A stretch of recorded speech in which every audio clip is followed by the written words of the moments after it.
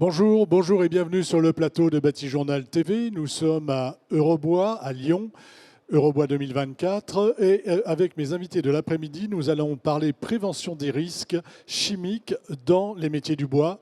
Question très importante.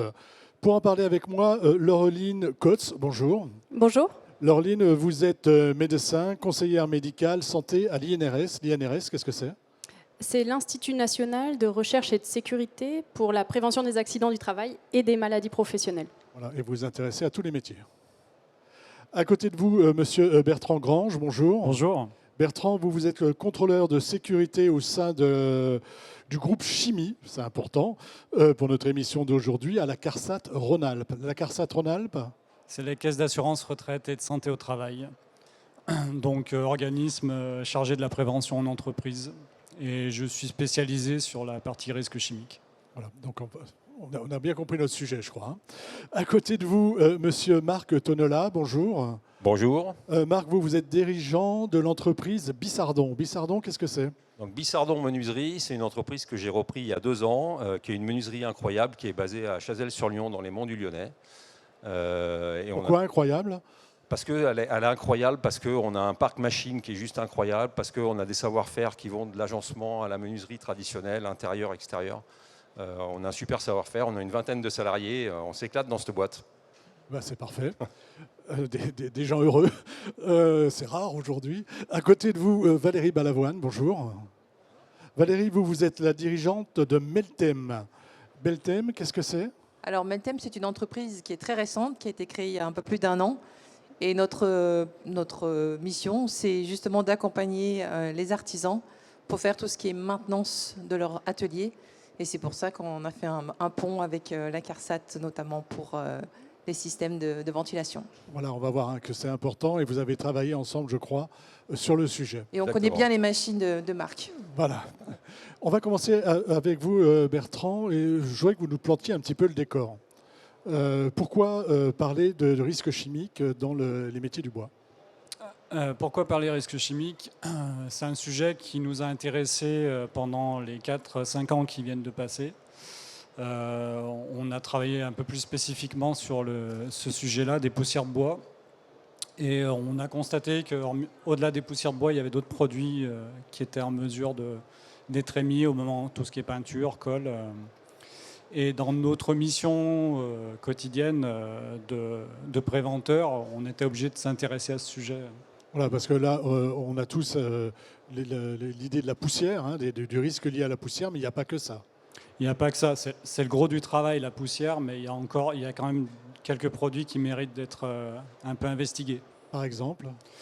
Je pense aux cols néoprène qui sont, outre l'aspect grandement inflammable des vapeurs, il y a des effets sur la santé, comme tout solvant, j'ai envie de dire. D'accord. Donc ça, vous avez travaillé, hein, vous avez essayé de cibler les risques et de coordonner, on va dire, tous les acteurs de la prévention. C'est ça, ouais. Est-ce que ça fonctionne bien aujourd'hui, la prévention, sur ces métiers et sur le risque chimique ? On sent qu'il y a... C'est un domaine d'activité qui a besoin de recruter. On sent qu'il y a un peu de peine à avoir des salariés qualifiés. Et je pense que les conditions de travail, maintenant, sont aussi une porte d'entrée pour attirer du monde. Enfin, c'est un constat que je fais depuis quelques années. D'accord, donc important de travailler sur les risques. Exact. Alors, Laureline, on va venir avec vous sur... vous êtes médecin, hein.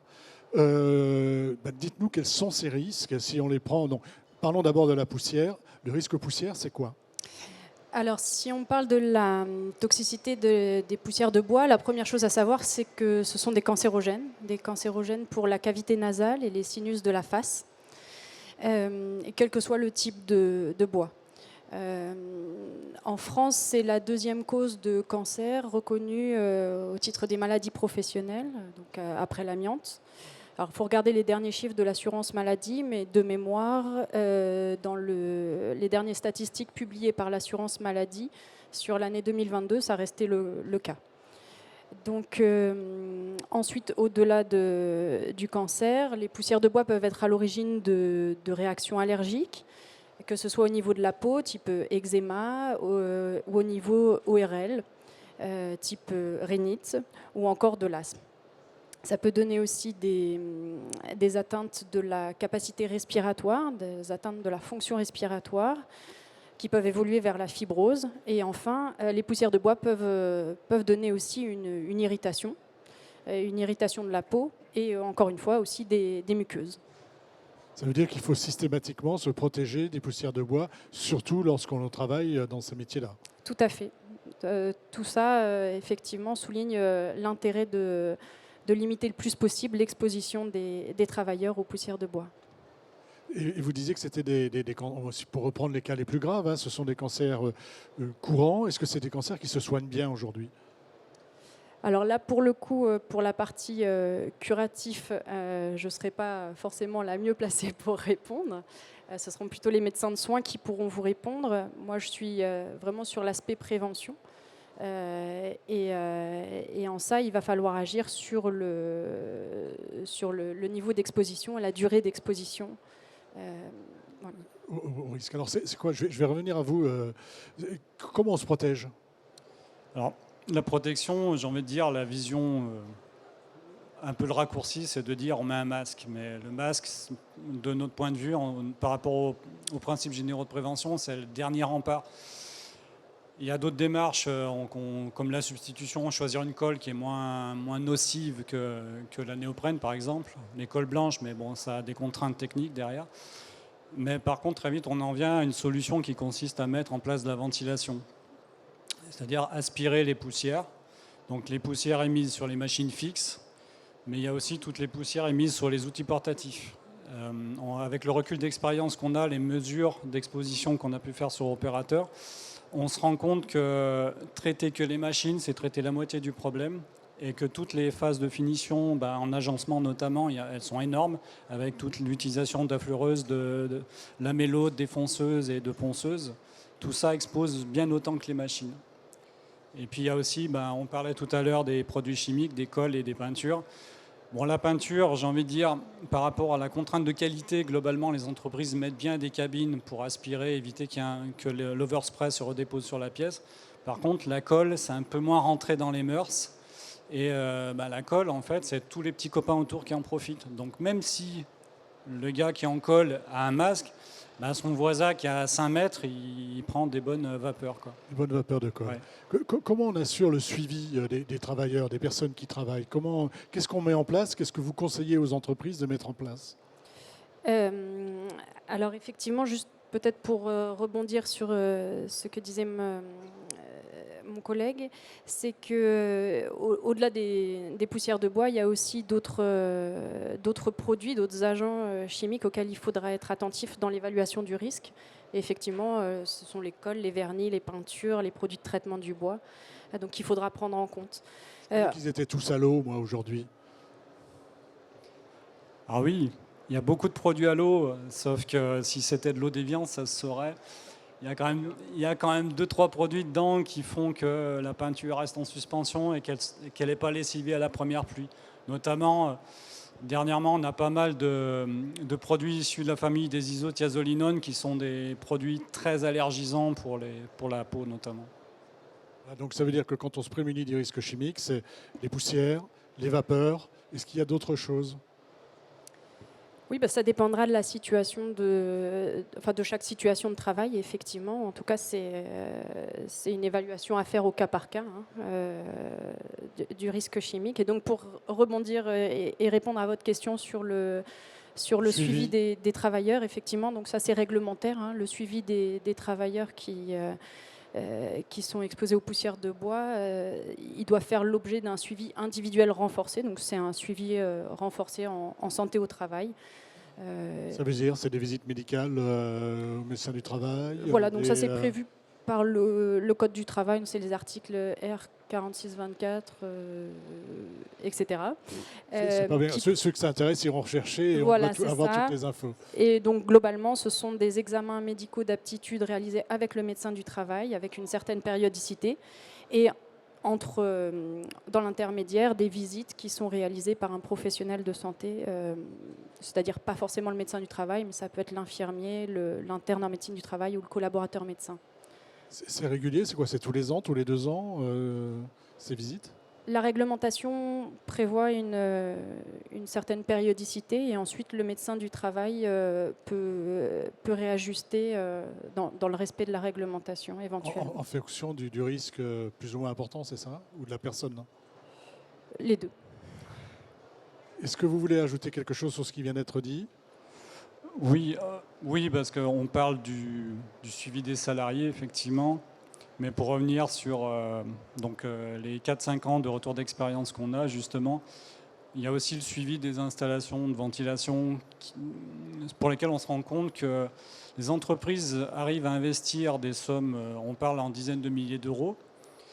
Et en fait, on se rend compte qu'une installation qui a 10 ans n'a pas été suivie, il n'y a eu aucune maintenance. Les performances aéroliques de l'installation ne sont pas vérifiées, contrôlées, alors que réglementairement, on est supposé le faire. Et donc, c'était un peu le constat qu'on avait vu. En fait, ce que vous avez constaté, hein, c'est que les entreprises investissent dans les outils de protection, on va dire, de prévention, mais qu'elles ne font pas de suivi et pas de maintenance. Majoritairement non, ou c'est vraiment à la marge. Et c'est vraiment dommage quoi, de ne pas l'assurer. Alors, je me tourne vers vous, hein, puisque c'est avec vous qu'on va voir votre retour d'expérience. Dites-nous un peu pourquoi c'est important, mais après on verra comment vous avez travaillé ensemble, quelles sont les installations chez vous et comment vous vous êtes aperçu que finalement c'était peut-être pas au top malgré ce que vous pensiez. En fait, je rebondis sur ce que disait Bertrand. Effectivement, les mesures de prévention ne se font pas. Et Meltem est né un peu de ce concept-là, de ce constat. On est une entreprise, en fait, on a été créé au sein de la coopérative Articop, qui adresse plusieurs centaines d'adhérents, donc centaines d'ateliers dans la filière bois. Et effectivement, c'était une expression d'un besoin exprimé par tous les adhérents dont Marc fait partie. Le constat était le suivant, c'est qu'il n'y avait pas de maintenance, quel que soit en fait, le type de maintenance sur des parcs machines, etc., mais également sur les systèmes aéroliques. Excusez-moi, je vous interromps. Est-ce que dans la réglementation, il y a une obligation de maintenance des installations? Alors, la réglementation impose effectivement un contrôle annuel des installations aéroliques, donc tous les systèmes d'aspiration qui relient les machines, et également sur les cabines de vernissage. Donc ça, c'est une obligation, et comme le disait Bertrand, aujourd'hui, elle n'est pas respectée. Et nous, on en fait le constat quand on visite les adhérents, quand on visite les artisans, qu'on leur pose la question. Souvent, même quand on vient faire nous-mêmes les propres mesures, parce qu'on a été équipé d'un système de contrôle de mesures grâce à Bertrand qui nous a initiés sur ces sujets-là, mais qui était aussi une demande forte de la part des adhérents. Aujourd'hui, on constate que si on demande les anciennes mesures qui ont été faites dans les années précédentes, personne n'est capable de nous les donner pour faire des comparatifs. Donc aujourd'hui, on est là pour aussi essayer de sensibiliser et de prendre la main pour les accompagner sur ce risque préventif et de faire ces mesures et ensuite de proposer des mesures correctives. Pourquoi, enfin, j'ai du mal à comprendre en fait pourquoi ça ne se faisait pas. Dites-moi. Pourquoi ça ne se faisait pas? Je pense que c'est culturel, hein, peut-être, je ne sais pas. Mais en tout cas, quand on s'est rencontrés à l'origine, c'est avec l'entreprise Lofoten, hein, je pense qu'on peut les citer. J'ai eu un échange avec M. Vialatou qui m'a parlé de la création de Meltem et qui m'a parlé de maintenance. Et dans notre échange avec M. Vialatou, on avait aussi parlé du suivi et du contrôle parce qu'ils avaient fait une nouvelle installation. Je dis mais comment vous allez la suivre?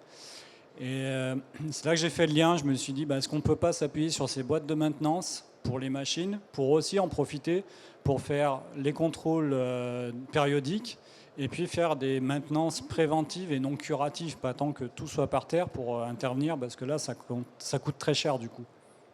En fait, on a mis en place un tout petit outil qui est comme un QR code. C'est un sticker en fait qui s'appelle Meltem, que vous pouvez ensuite scanner et on va dématérialiser, on va dire le contrôle. C'est comme un carnet d'entretien digital. Donc, quelle que soit la machine, mais également sur les tuyaux et tout le système d'aspiration. De sorte que, quand par exemple Bertrand ou un autre acteur peut passer et visiter un atelier, on peut avoir la lecture des mesures et des contrôles de vitesse d'aspiration. Alors, on va aller dans votre menuiserie, où vous travaillez, hein, on a vu un spectre assez large. Expliquez-nous, avant même de parler d'installation des maintenances et du fait que vous les mainteniez ou pas, qu'avez-vous comme matériel et comment vous travaillez avec les matériels d'aspiration éventuellement que vous avez? Donc le menuisier a une pléiade de matériel. On a une vingtaine de machines, dont la moitié en commande numérique. On a mis il y a 15 ans, mon cédant, quand il a créé cette entreprise, a installé 2 réseaux d'aspiration. Un réseau avec de l'aspiration pour du copeau massif, du vrai copeau avec du vrai bois, et un réseau pour les copeaux agglomérés avec de la colle, etc.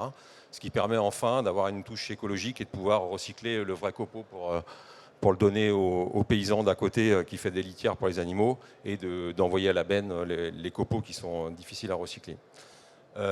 Au niveau de la maintenance, pour rebondir sur ce qui a été dit avant, que ce soit dans la menuiserie mais dans n'importe quelle industrie, quand vous avez des machines qui ne tournent pas et qui ne produisent pas pour le client, eh ben, on est obligé de les maintenir. Et donc chez Bissardon Menuiserie, on a un menuisier qui est un peu plus dégourdi que les autres sur les aspects mécaniques et maintenance et la clé à pipe, on va dire, et qui fait la maintenance de premier niveau. Par contre, on plafonnait, c'est-à-dire qu'aujourd'hui, nous trouver des fournisseurs, trouver des partenaires, on passe du temps, sachant que ce menuisier, il doit aussi produire les commandes de nos clients, et comme on a pas mal de boulot, c'est compliqué. Et donc, c'est dans ce cadre-là, on est sociétaire, nous, chez Articop Orcap depuis plus de 15 ans. On est un des adhérents historiques de la coopérative d'achat des menuisiers. Et donc, c'est dans ce cadre-là qu'on a souscrit à l'aide de Meltem pour nous aider à faire la maintenance et de passer à la maintenance niveau 2. On a entretenu beaucoup de machines qu'on avait un petit peu laissées à l'écart depuis de nombreuses années. Et le dernier sujet est quelque chose que j'avais parlé à Valérie en disant, en tant que chef d'entreprise, je suis sujet à tester une fois par an le réseau d'aspiration. Et ça fait 15 ans qu'on est dans l'atelier, on ne l'a jamais fait. Donc il y a vraiment, c'est des choses qui ne se font pas naturellement. Non, quoi, hein, non parce que je disais tout à l'heure. L'aspiration, on peut tomber en panne, mais ça nous posera des problèmes. Mais à la limite, si elle ne marche pas bien, on continuera de produire. Je crois que vous êtes également obligé de mesurer le niveau de poussière qu'il y a dans votre atelier de temps en temps, non? Exactement. Ça, on ne l'a encore pas fait. Ça fera partie de l'étape prochaine avec Meltem et peut-être avec Bertrand. Marc a été un des pionniers justement à nous solliciter pour faire ces mesures de contrôle des systèmes d'aération. Et on l'a fait en toute collaboration avec Bertrand. Et ce qu'il faut dire, c'est qu'effectivement, la CARSAT est là pour nous aider, pour nous faire monter en compétences. Et je pense que Bertrand a bien compris que nous, on pouvait être un relais Meltem auprès des différents adhérents et des différents ateliers qui ont cette sensibilité de plus en plus, comme Marc en est un exemple. On continue sur comment ça s'est passé donc. Donc moi j'avais 3 sujets donc Bertrand est intervenu gratuitement avec Meltem. On avait 3 sujets. Non, t'es jamais gratuit en fait, mais ça va, disons que ça ne va pas directement dans sa poche. Donc on avait 3 sujets. Le premier, c'était le test de 2 réseaux d'aération. Donc là, Bertrand est venu aider Meltem à analyser les résultats, parce que j'avouerai que moi, tester un réseau aérolique, c'est quelque chose que j'ai jamais fait et je pense que je ne saurais jamais faire. Donc on a eu 2 résultats, un qui était dans la moyenne très bien, un plutôt bas, encore acceptable, mais plutôt bas. Le deuxième sujet a été la cabine de vernis, où là on parle beaucoup moins de poussière, mais un peu plus de solvant. Où pareil, les tests sont obligatoires. Là par contre, grosse désillusion, les tests ne sont pas bons. Donc on a eu des suggestions de Meltem et de la CARSAT pour améliorer l'outil. On a eu 2 suggestions. La première qui était d'améliorer les entrées d'air dans la cabine, ce qui a été fait. Par contre, on n'a pas mesuré l'effet parce que bon, c'est pas mesurer le résultat. Et un deuxième qui sera fait par Meltem dans les semaines à venir, qui sera probablement un démontage de la turbine qui a été certainement encrassé dans les années précédentes. Parce qu'à chaque mesure, on va dire, si la mesure est mauvaise, il y a une opération de maintenance qui va derrière. Alors effectivement, on fait l'analyse des mesures, donc c'est simplement des prises de mesures de vitesse dans tous les systèmes d'aération. On crée des stratégies de mesure et ensuite on les analyse. Et normalement, on va les suivre dans le temps. Voilà. Normalement, tous les ans, on va faire ses propres mesures pour voir s'il y a une dérive ou pas. Et effectivement, quand les mesures sont en dessous des prescriptions, par exemple, on est sur du 20 mètres secondes par vitesse acceptée. Si on est en dessous, effectivement, on va avoir effectivement une tolérance. Mais si c'est bien en dessous, on va investiguer davantage et puis proposer des mesures correctives. Et c'est là que Bertrand intervient, en tout cas pour nous aider sur les premières investigations qu'on a faites. Et aujourd'hui, on est autonome pour pouvoir le faire chez les adhérents qui nous le demandent. Donc, ce que je voudrais comprendre, c'est que vous faites des mesures, ensuite il y a la maintenance, mais les opérations de maintenance, c'est quoi? C'est tous les ans, tous les 2 ans?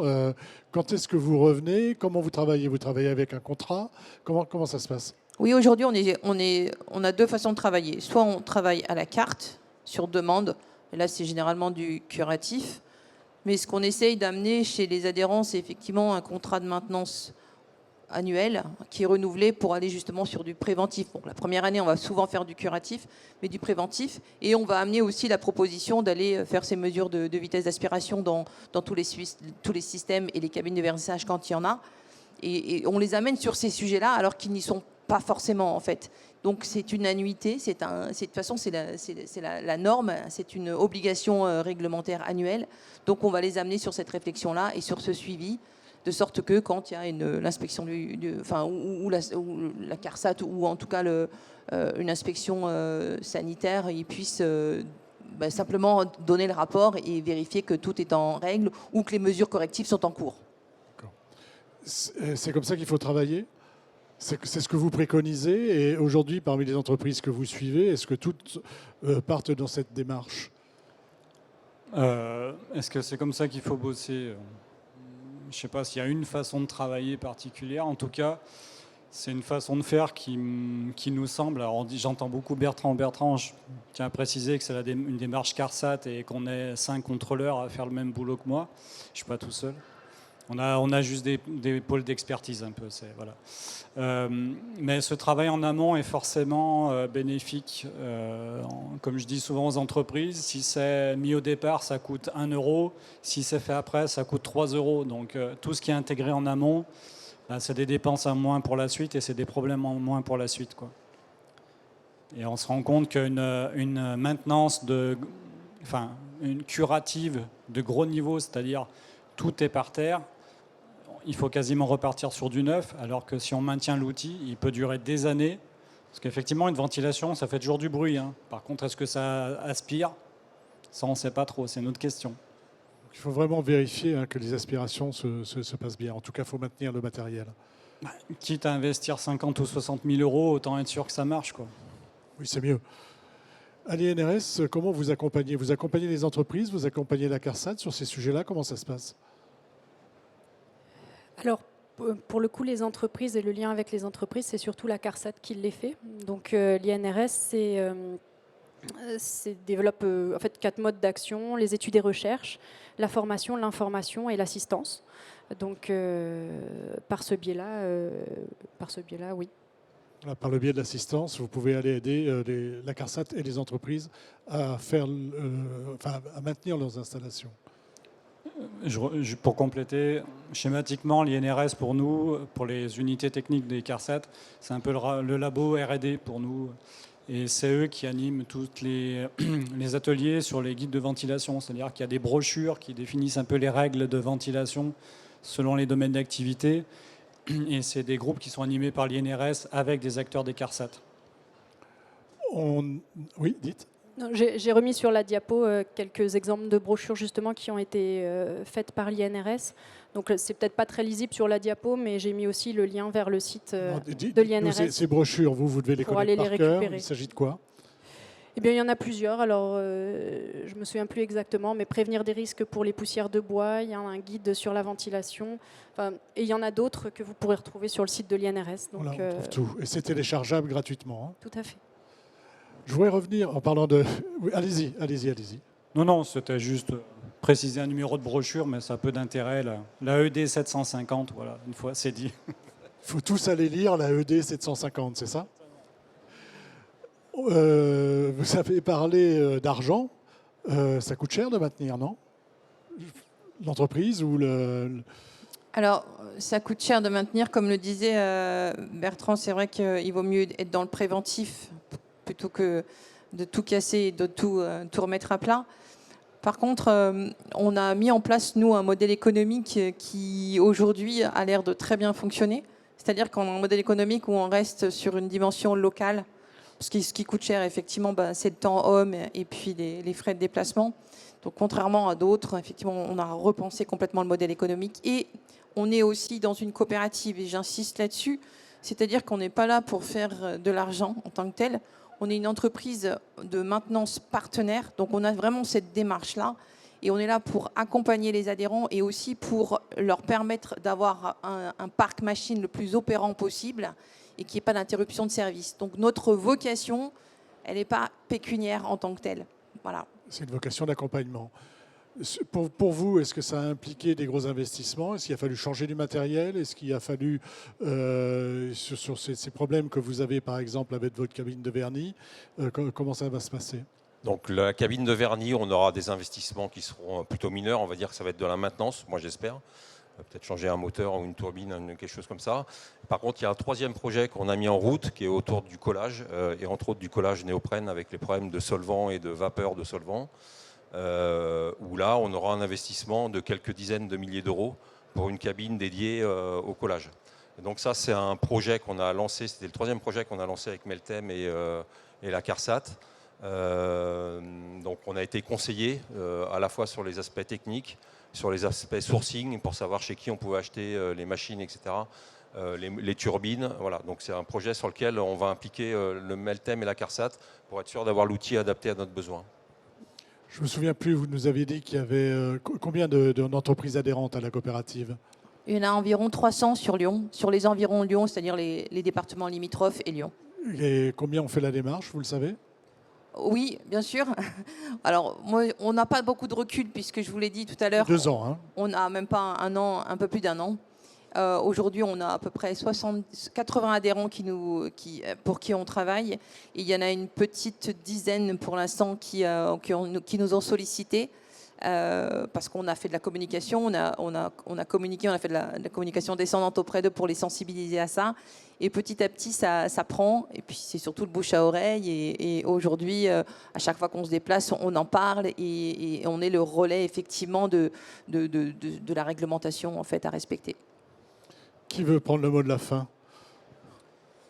Je veux bien, juste peut-être en précisant que par rapport à ce que disait Marc sur les investissements, la CARSAT a des systèmes d'aide financière qui peuvent aider à l'acquisition de certains matériels. Bon, il y a 2 dispositifs principaux. Il y a les subventions de prévention pour les entreprises de moins de 50 salariés qui vont viser des équipements très spécifiques. Et puis aussi un petit peu de matière grise dans le cas d'études ergonomiques ou autres.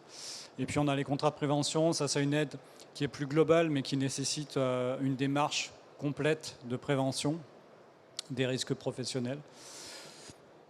Voilà en gros sur quoi on peut conclure. Voilà, sur quoi vous travaillez, et vous travaillez comme ça avec les entreprises. Oui, on essaye de travailler comme ça. En fait, le constat a été fait il y a longtemps par notre réseau Assurance Maladie qu'on ne suit qu'un faible pourcentage des entreprises. Donc si on peut avoir des relais au sein d'autres entreprises, et en l'occurrence, si Meltem peut servir de relais pour faire passer les messages de maintien, des ventilations, ou même sur un nouveau projet de dire éventuellement consulter la CARSAT pour définir son cahier des charges et être sûr de partir dans la bonne direction avec les installateurs qui... Bon, il y en a autour, hein, mais il y en a des bons, il y en a peut-être des moins bons, je ne sais pas. Voilà, il faut savoir se faire conseiller. Exact. Quelqu'un veut ajouter quelque chose? On a fait l'essentiel, on a dit l'essentiel.